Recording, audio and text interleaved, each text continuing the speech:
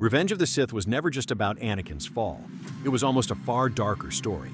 Deleted scenes reveal early rebellion, legal dictatorship, pre-planned genocide, and Jedi failures long before Order 66. These moments reframe the film from tragedy to systemic collapse. Once you see them, the movie never feels the same again. Every cut quietly changed everything forever. 1. The birth of the Rebel Alliance. Happens early. Revenge of the Sith quietly hides the fact that rebellion did not begin after the Empire. It began before it. One deleted sequence reveals a private Senate meeting involving Padme, Amidala, Mon Mothma, and Bail Organa. This is not a casual political discussion. It is a coordinated conversation about resisting Palpatine while he is still publicly Chancellor. That single detail reshapes the entire narrative of the prequel trilogy. The rebellion is not born from shock or regret. It is born from foresight. These senators already recognize that the Republic is being hollowed out from within. They do not yet know Palpatine is a Sith, but they understand something far more dangerous. Power is being centralized faster than democratic systems can respond. This reframes resistance as preemptive, not reactionary. The galaxy is not asleep. It is arguing quietly behind closed doors, constrained by procedure, fear, and legality. That makes Palpatine's rise more frightening. He does not win because everyone is blind. He wins because the system protects him while opponents are still debating rules. Padme's role changes dramatically here. She is not simply a love interest destined for tragedy. She is a political architect helping sketch the earliest framework of what will later become the Rebel Alliance. Her intelligence, moral clarity, and willingness to act place her closer to a revolutionary leader than a passive victim. Removing this scene preserves the illusion that Palpatine fooled everyone. Including it would show the truth. Many saw the danger coming. They just could not stop it. If rebellion starts early, the next revelation is worse. Palpatine's takeover is entirely legal. 2. Palpatine's power grab is legal, not sudden. Another deleted sequence dismantles the idea that Palpatine seizes power through violence or surprise. Instead, it shows him using constitutional loopholes to transform emergency authority into permanent rule. Dialogue explains how wartime powers are extended, normalized, and justified through fear of instability. This is not a coup. It is legislation weaponized. The Republic collapses not because democracy is attacked, but because it is obeyed too strictly. Senators defer. Committees delay. Emergency powers are renewed again and again because technically nothing illegal has happened. Palpatine does not need troops in the Senate chamber. He needs patience. This makes the Empire feel terrifyingly realistic. History does not end through explosions. It erodes through procedure. The deleted material emphasizes that Palpatine understands governance better than anyone in the room. He speaks the language of law fluently enough to bend it without breaking it. By cutting this content, the film simplifies Palpatine into a sorcerer-politician hybrid who flips a switch and becomes emperor. Including it would show him as something more chilling. A man who understands that legitimacy is stronger than fear and that legality can silence opposition more effectively than violence. This reclassification matters. It turns the fall of the Republic into a systemic failure, not just a Sith victory. If politics fail openly, the next truth cuts deeper. Even the Jedi sense collapse coming. 3. The Jedi Council knows more than we're shown. Extended council discussions reveal that the Jedi are not oblivious. They are uneasy, paranoid, and increasingly aware that the threat may be internal, not external. The deleted material shows debates centered around political manipulation, Senate overreach, and the possibility of a controlled transition of power. The Jedi suspect a coup. They just do not know its architect. This context reframes Mace Windu entirely.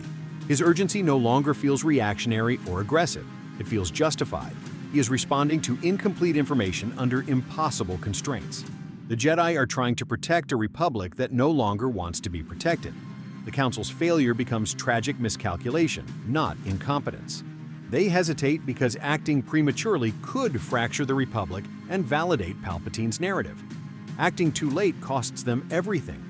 Removing these scenes flattens the Jedi into passive observers. Including them restores their complexity.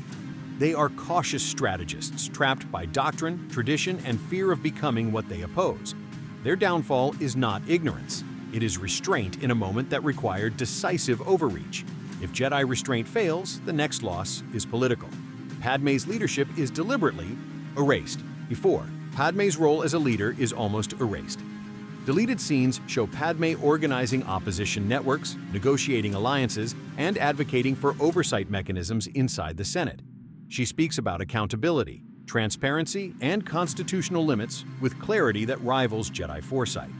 This is not background flavor, it is active resistance. Padmé understands something the Jedi struggle with. Political decay cannot be countered with Force philosophy. It requires civic action.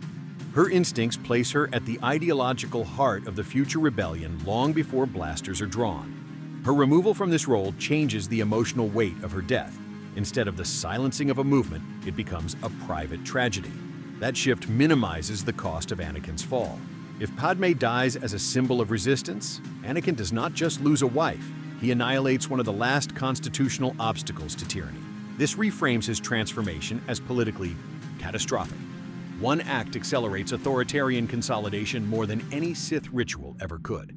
By cutting these scenes, the film narrows the story. Including them would widen the consequences. As political hope fades, the final deleted truth alters the Force itself forever. 5. Qui-Gon's post-death wisdom changes the Force forever. In a removed scene, Qui-Gon Jinn speaks directly to Yoda, explaining the ability to retain consciousness after death. This revelation occurs before the Jedi Order collapses. That timing is crucial. Force immortality is not a reaction to extinction. It is a philosophical evolution interrupted by disaster.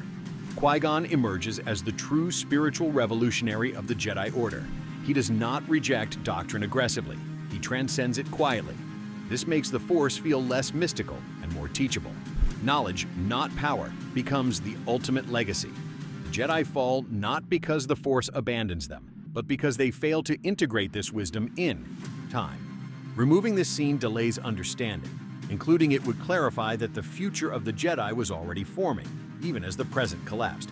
The tragedy deepens. Salvation was possible. It simply arrived too early to be used. 6. Shaak Ti's death shows the Jedi. Our already losing filmed but deleted scenes show Shaak Ti killed during the opening stages of the film. Her death happens on Coruscant, at the very heart of the Republic, before Order 66 is ever issued. This detail matters enormously. It proves the Jedi Order is bleeding before the purge. The war has already penetrated their sanctuary. The temple is no longer inviolable. Fear is no longer theoretical.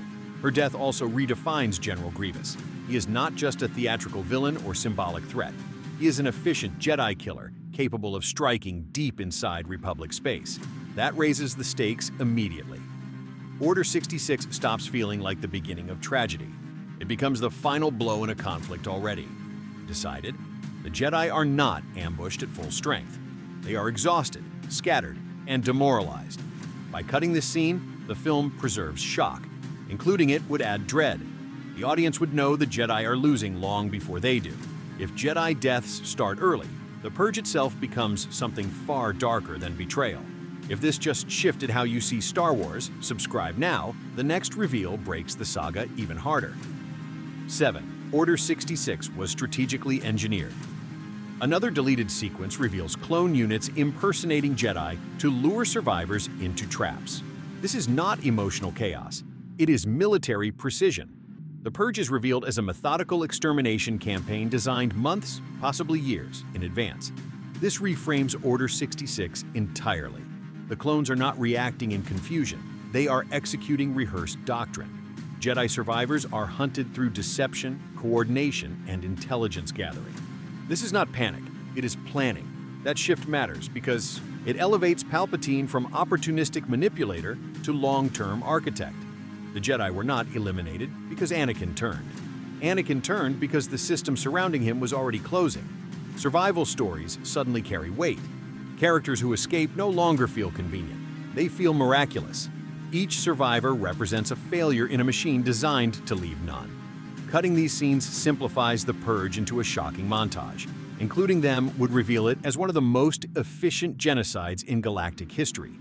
If extermination was inevitable, Yoda's retreat becomes something far more deliberate than defeat. 8.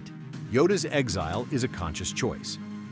A deleted ending shows Yoda arriving on Dagobah intentionally, not as a broken fugitive, but as a guardian choosing obscurity.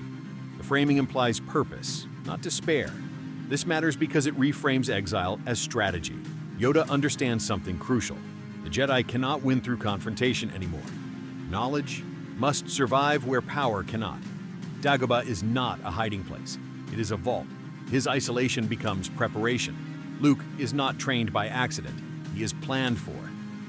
The long game begins the moment Yoda steps into the swamp. This transforms Yoda's arc from failure to stewardship. He does not abandon the galaxy. He preserves its future. The Jedi Order does not vanish. It seeds itself quietly. Removing this scene paints exile as loss. Including it would show foresight and restraint at the moment everything else collapses. If strategy survives, the deepest collapse becomes internal. Anakin falls before manipulation begins. 9. Anakin's psychological collapse. Was deeper deleted scenes explore Anakin's fear independently of Palpatine. His visions intensify through isolation, secrecy, and emotional neglect. They do not begin with Sith whispers. They begin with silence. This is critical. The fall is no longer something done to Anakin. It is something happening within him. Palpatine does not create the darkness. He recognizes it. These moments show how emotional suppression accelerates instability. Anakin is not taught to process fear. He is taught to hide it. That makes it grow unchecked. This reframing assigns responsibility without absolving manipulation. Anakin is exploited, but he is also unprepared. His tragedy becomes human, not mythic. Preventable, not inevitable. By removing these scenes, the film narrows blame. Including them would force a harder truth. Systems that deny emotional truth create their own monsters. If Anakin is not alone, the final realization is devastating. Everything failed together. 10. The film almost framed the fall as a systemic failure. Taken together, these deleted scenes reveal a version of Revenge of the Sith that is far more unsettling. Politics erode, institutions rigidify, war normalizes brutality, fear goes unmanaged. No single villain causes the collapse. Democracy dies legally, the Jedi fall philosophically, Anakin breaks psychologically. Each failure compounds the next. This version of the story refuses simplicity. It rejects the comfort of blaming one Sith Lord or one bad decision. Instead, it shows a civilization unraveling step by step, with everyone contributing in small, rational ways. The tragedy stops being personal. It becomes historical. By cutting these scenes, the film preserves myth. Including them would expose something sharper. Empires fall not through evil alone, but through systems that refuse to adapt.